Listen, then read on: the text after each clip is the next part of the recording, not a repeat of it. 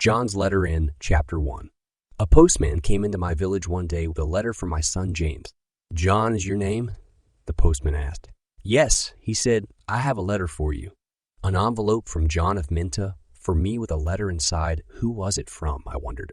As the postman looked at the envelope from James again, he said he gave me the letter and walked away. "Alice," I called my wife. "Come here, we have a letter from our sons." When Alice saw the letter, she was excited, but she was also concerned. She said James is alive and well. She will find the school teacher so he can read the letter. I cannot read or write because there was no school 50 years ago. I live in a small village. The only work I do is farming, and my only son James has left home. Almost 2 years after my 3 daughters were married, James is making quite a bit of money abroad. After the teacher and Alice returned, many other people came. Everyone wanted to know more. In response to my letter, the school teacher opened the envelope and read the letter written in 20 Kings Road long. 16th of March in England, dear father. I am living in London and working in a factory. Working late at night is hard, but the pay is good, and I live with people from my country. My love to you and my mother is enclosed in this letter, so I am sending you £100. I told the teacher you're wrong. It's a mistake, but no, she replied. I'm not mistaken. Here's the money. He gave me a piece of paper with a message on it. Asked for a money order, the school teacher advised going to Darpur to take it to the post office. Darpur, the money order is worth £100.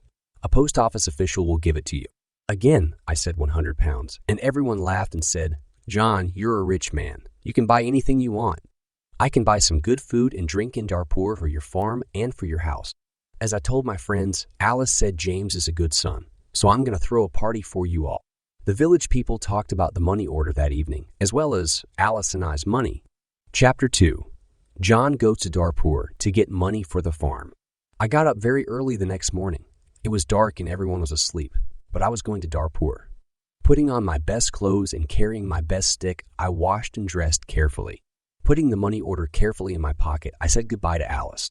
After walking 10 miles to the main road, I sat down and ate my breakfast there. 2 hours later, the bus came and I got up.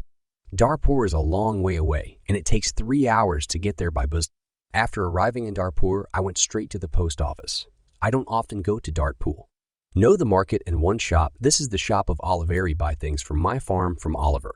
There were a lot of people in the post office. I asked about money orders, and a man showed me the queue. There was a long line of people, and I waited at the back. Finally, it was my turn. I was at the front of the queue, but the official did not serve me. Excuse me, I said, it's my turn. I'm next. You are next, old man. I'm very busy, the official said. There are a lot of people here, and I am very busy, so I waited. Eventually, he looked at me and asked what I wanted. I handed him my money order. I said, is it my money order for £100? He held up his identity card, and I replied, yes. Please excuse me, I don't understand what I said. Give me your identity card again, the official said. I can't give you money for this money order until I get an identity card. Your identity card gives you your name and address. Your identity card has a picture of you. I don't know who you are. The official was a little angry, but I was also angry. Who am I? I replied that everyone knows me. I'm Adam from Minta, and I don't have an identity card, and I don't need one. I'm very busy, and you're very stupid. The official says, who are you, and where is Minta? I said, give me my money, give me my £100. It looked like the official was angry and said, show me your ID, I don't know you. My money order was returned by the official, and he turned away. I asked the official where I could buy an identity card, but he didn't speak to me or answer my question. In the queue at the Ministry of the Interior, a man said he was waiting. Chapter 3 is about identity cards, and he told me how it works. Then I walked to the Interior Ministry, waited in another queue, and spoke with another person when I asked for an identity card. The official told me to fill out this application form. The next day, I am the best photographer in Darpur, and I will charge you £2.50 for 3 photographs. The photographer answered, £2.50, pay me now, please. When I asked what I could do as I was unfamiliar with photograph pricing, the photographer replied, you are an old man, so the price is £2 for you. I gave him the money and he took the photographs. He said he would come back tomorrow morning. My 3 photographs should be sent to me immediately. I told the photographer not to be stupid. He said photographs. I agreed to take 24 hours and come back tomorrow morning to see what I could do. Good, said the photographer. Now I need to go because I have a lot of work to do. So I got back on the bus. After spending 3 hours on the bus, I walked 10 miles back to my village at night.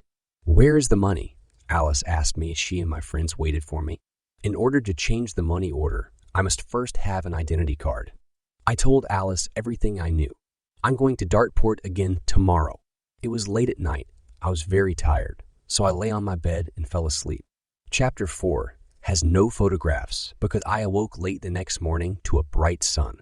All the buses go to Dartport early in the morning, so I didn't walk the main road and catch a bus.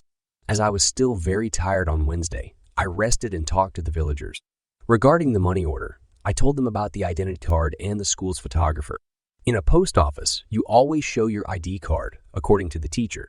My identity card application was filled out by the school teacher. Application form for an identity card for John Jamay, age 72, address Village of Minta.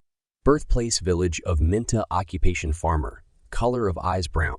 As I traveled to Dartport again on Thursday, I walked to the main road and took a bus. My first step in Dartport was to knock on the door of the photographer's house. I knocked loudly with my stick again, but no one came. It was a woman who opened the door. "Who are you, and how can I help you? Can I see my photographs?" "Please," I said. "I have no photographs," and she replied, "I came here to take photos."